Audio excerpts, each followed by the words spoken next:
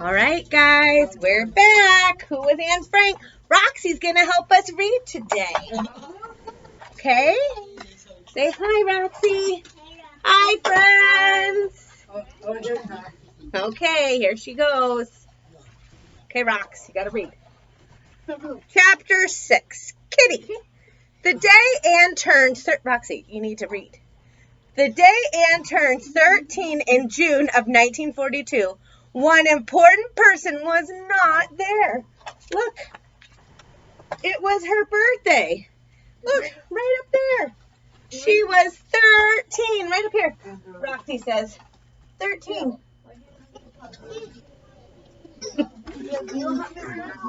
Alma had died. Her grandma died that winter.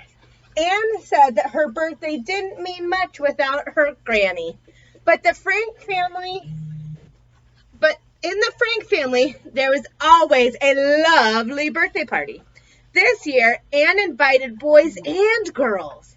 Her mother baked a wonderful cake, and her father screened a movie about a brave dog, Rin Tin Tin. Oh, Luke and Roxy, a brave dog like you guys. This was the last real birthday party the Franks ever gave. Anne received many presents from her family. Books, a jigsaw puzzle, a pin, candy, but there was one gift she treasured the most. It was a small notebook with a red and green checkered cover that locked. On the inside cover, Anne placed a photograph of herself. Next to it, she wrote, "Gorgeous, isn't it?" Anne named her diary Kitty, after an old friend with that name. 2 days after her birthday, Anne made the first entry into her new diary. Every entry started, "Dear Kitty." Anne told Kitty everything, all about a boy she liked, named Hello, quarrels she had with her friends, books she had enjoyed, everything. Kitty was a friend who never argued and always listened. Less than a month later, there was terrible news to tell Kitty. On Sunday afternoon, in early July 1942, a note arrived in the mail. Margot was going to be sent to a labor camp in Germany. Oh no, let's show everybody, Roxy, where that is. Look, Margot got a letter saying she had to go to a concentration camp in Germany. She was ordered to show up at the train station with her belongings and enough food for a 3-day trip. The Nazis started rounding up groups of Jews for labor camps. Hundreds a day. Edith had thought that Otto might be arrested, but never her daughter. Margot was only 16. Oh no, she's so scared.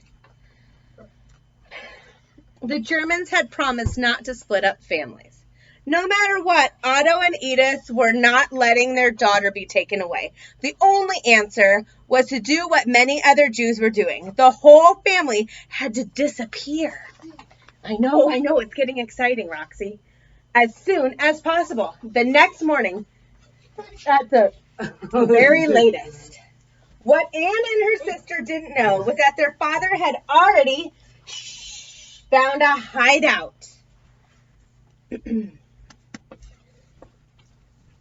Oh, sorry. It was attached to the building where his company office. Look, Frank's Pectin.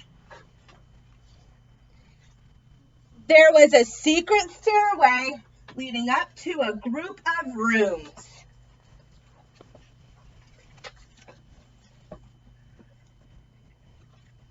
For several months, Otto and Edith had been getting the hideout ready.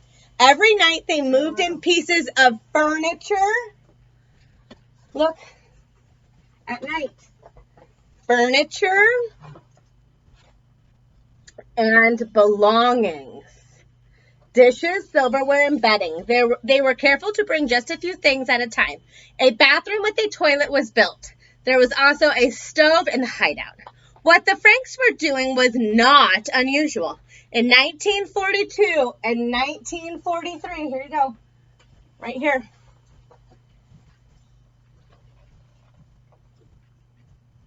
Between 20 and 30,000 Jews in the Netherlands went into hiding. That night, Margot and Anne packed their school bags with a few personal belongings. Anne put, here we go, curlers. Her backpack's over here.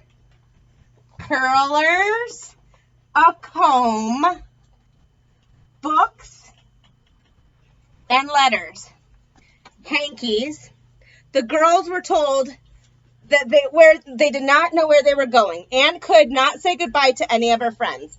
Otto left a note in the apartment with an address in Switzerland scribbled on it. He wanted people to think the Franks had fled the Netherlands. The next morning, the girls put on several layers of clothes under their raincoat. It was too dangerous to try and carry a suitcase. The family closed the doors of their home that they had lived in for 8 years. Oh, look at it. Anne barely had time to hug her beloved black cat and say goodbye. Look. Anne was sure she would be back home soon.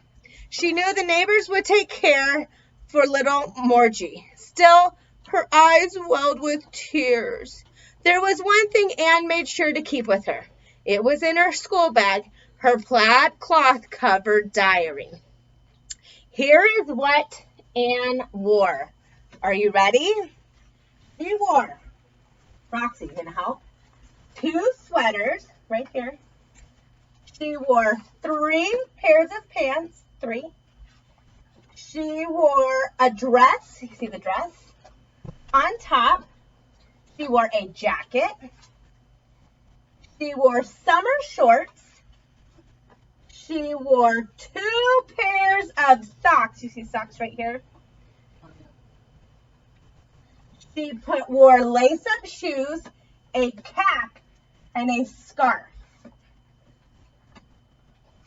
Wow. So 2 sweaters, 3 pairs of pants, a dress on top of that, a skirt, a jacket, summer shorts, 2 pairs of socks. Whew, lace-up shoes, a cap, and a scarf. That's a lot of clothes under her raincoat. That's a lot. So let's review. Are you ready? How old was she?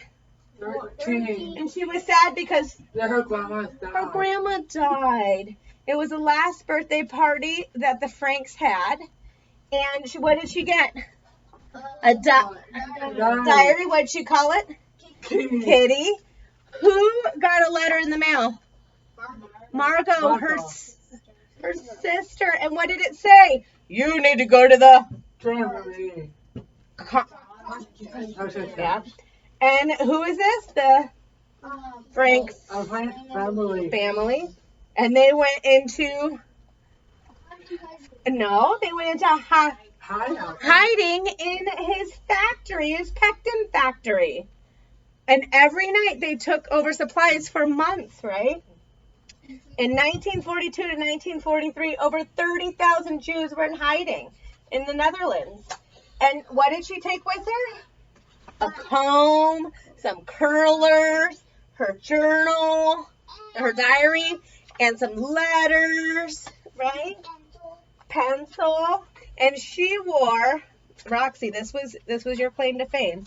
She wore under her raincoat 2 sweaters, 3 pairs of pants, a pair of shorts, 2 socks, lace-up shoes, a cap, a scarf, a dress, and a skirt.